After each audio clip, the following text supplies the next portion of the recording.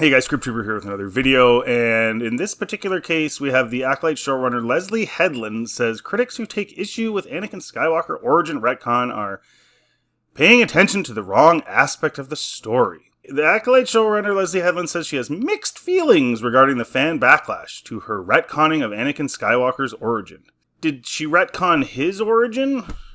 I guess in a sense, yeah, okay. As confirmed in the third episode of the latest Disney Star Wars disaster, rather than Anakin Skywalker being the first ever living creature to be conceived directly by the Force, that honor now belongs to series protagonist May and Osha, both of whom were brought to life not hundreds of years. If it's 100 years before the rise of the Empire, it's like 80-something years before the Chosen One via their mother Anastaea's magical manipulation of said universal energy. Now, the only thing about this is were we ever told that this couldn't possibly happen before Anakin? I'm not suggesting I'm pro what they did. You guys know I'm not. but I'm just saying, like, you had this prophecy, and then he is the chosen one. Okay, but is that the only chosen one ever? Do we know that? Is, like, the galaxies, the Jedi have been around for 25,000 years or whatever? Like, is that it? Like, that's it? And if that is it, then how can you even have sequels? Wouldn't it all have to end at Return of the Jedi? Because otherwise, what are you doing? I guess you could keep making Star Wars with completely different villains that aren't Force-wielding villains, I guess. But how would you even do that? And so I'd love to interview George Lucas and ask him, like, so you were going to do the story of the grandchildren, but at the same time, who are they fighting against? Because if he's balanced it now, and there's not going to be any more Sith, red lightsaber wielding dudes that kill Jedi and stuff, then what would you really do that wouldn't break lore? In other words, rather than being the product of a miraculous event meant to signal his importance to the universe, Anakin's existence is now canonically just another instance of an admittedly rare but still previously seen phenomena.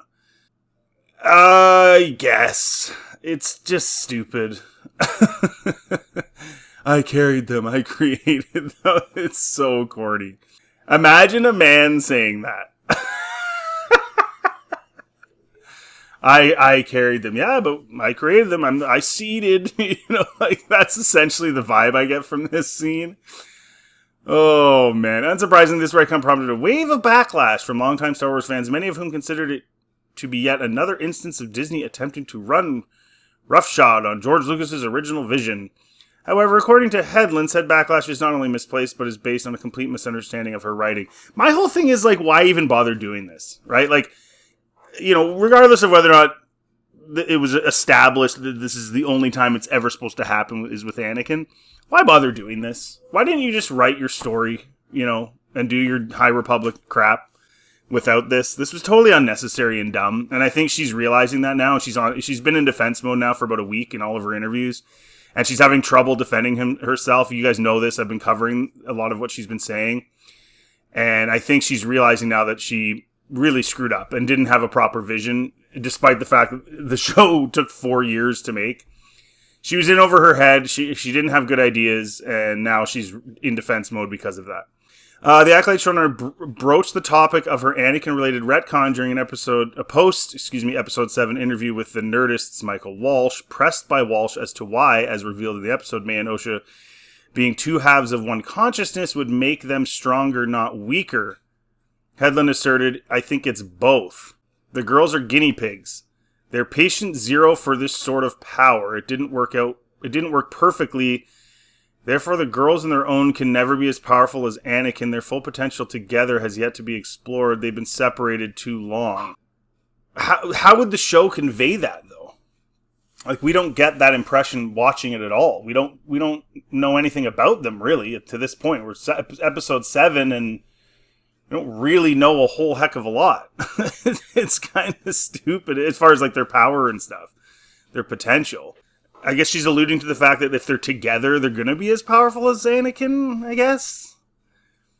I don't know. This is weird. And I mean, how powerful was Anakin really? I mean, he lost to Obi-Wan. I mean, I don't know. I never got this impression that he was like this just like insanely powerful Jedi. I don't...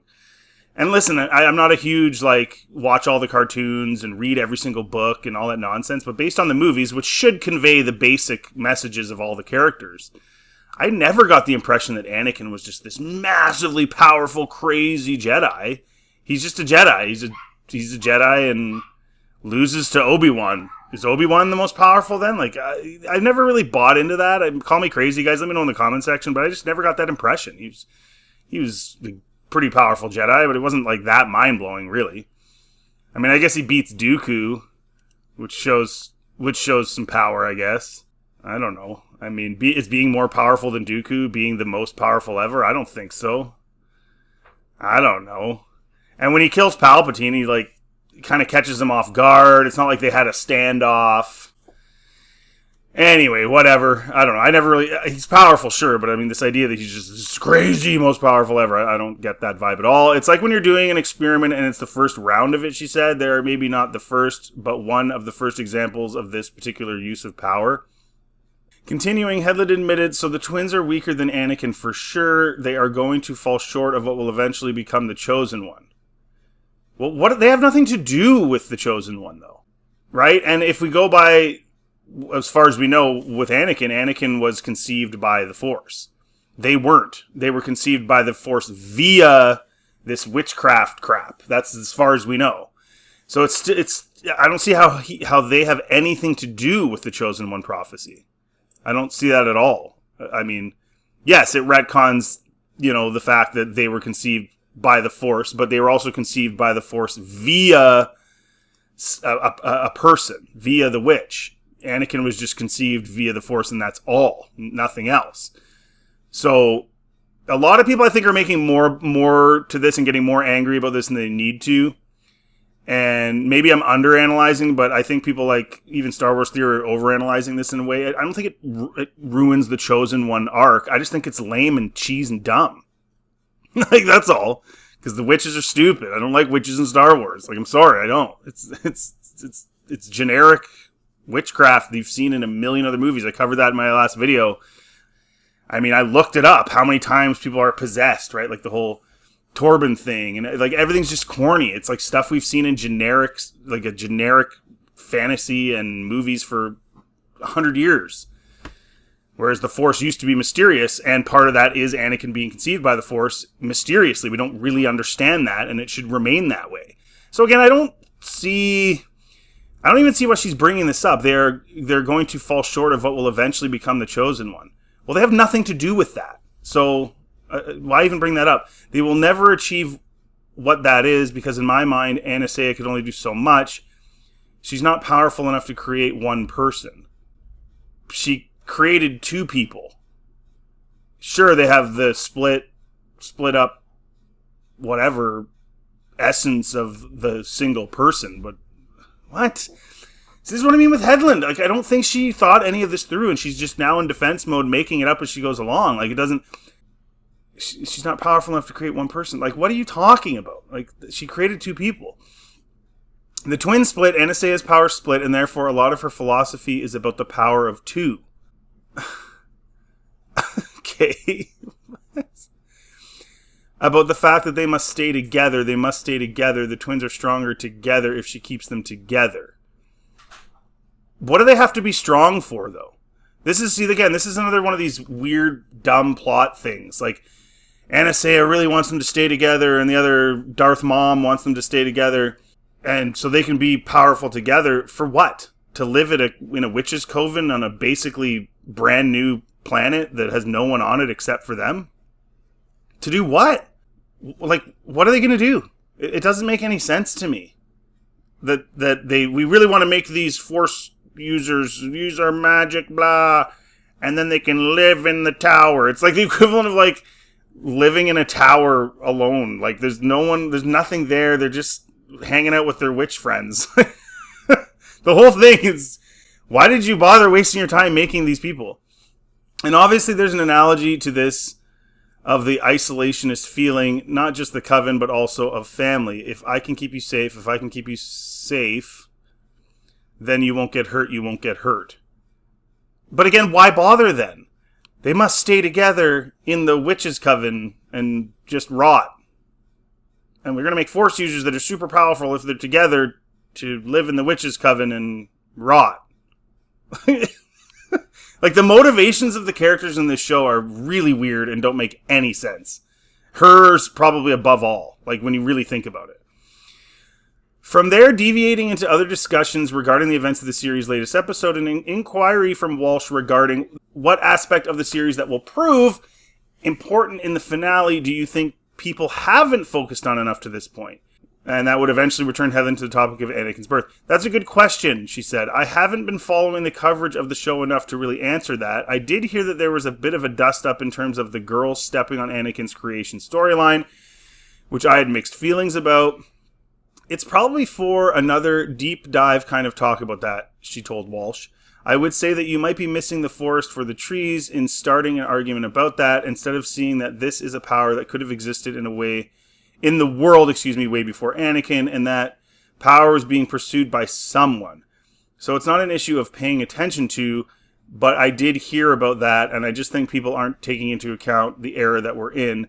Well, and like I said earlier, these twins were not conceived by the Force. They were conceived by the Force via witchcraft, so it isn't technically the same thing. It's corny, it's lame, it's the whole two-mom thing, and it's dumb, but it's not the same. And I don't know why people are getting so upset. You just laugh this off. It's dumb. Further defending her creative choice, Headland added, if there's anything we know about the fifth in Sith in sequels or prequels, what does that even mean?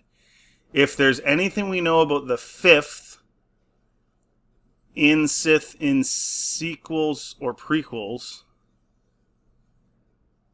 one of the things we do know about them is their quest for these abilities, like we're seeing Anastasia being able to execute with the twins. About the Force in Sith in sequels, maybe? It just seemed to me any power like that does not belong to one faction. Explained the former assistant to Harvey Weinstein. It is not something that Anastasia was born with either. It's a power that belongs to the Force, and that it's up to the practitioner to be able to understand and figure out and pull apart how do you harness this particular power, which is exactly what I'm saying. This isn't Anakin. This isn't conceived by the Force. This is a dark sider using the Force. The thing that I don't like about it is not whether or not it affects Anakin. It's the fact that it kind of makes Plagueis look kind of crappier because he was trying to do stuff like this. And if he couldn't do it, who's this random witch out of nowhere who's not even a Sith? And where did she learn this stuff from? Growing up in the middle of nowhere.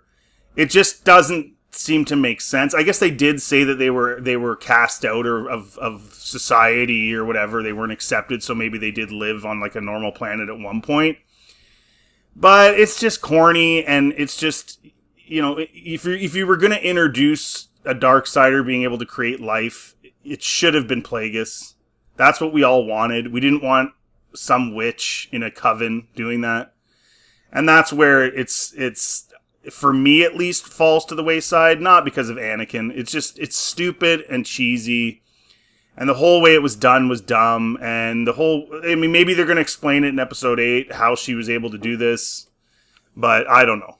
Yeah, so I guess in a sense, I actually kind of agree with her on this. That it's not as that big of a deal in terms of Anakin. Because, yeah, it's a practitioner, has to be able to understand, blah, blah. But again, it's dumb to make it these witches. She just had to have lesbians in it because she's a lesbian. She had to have witches in it because she's super into witchcraft, I'm pretty sure. And that she had to have, moral relativism because she's a moral relativist.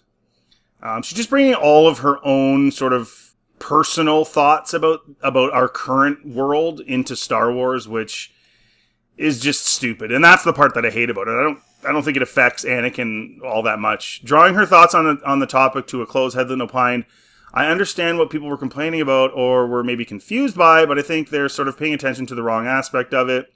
They're not seeing the long game of the lineage of the Sith pursuing any sort of evidence of this type of power in the galaxy and then tunnel visioning toward it and improving on it. Again, if the girls are a test run, being able to improve on what that power is and being able to perfect it, that would be something if I were a Sith I would be interested in.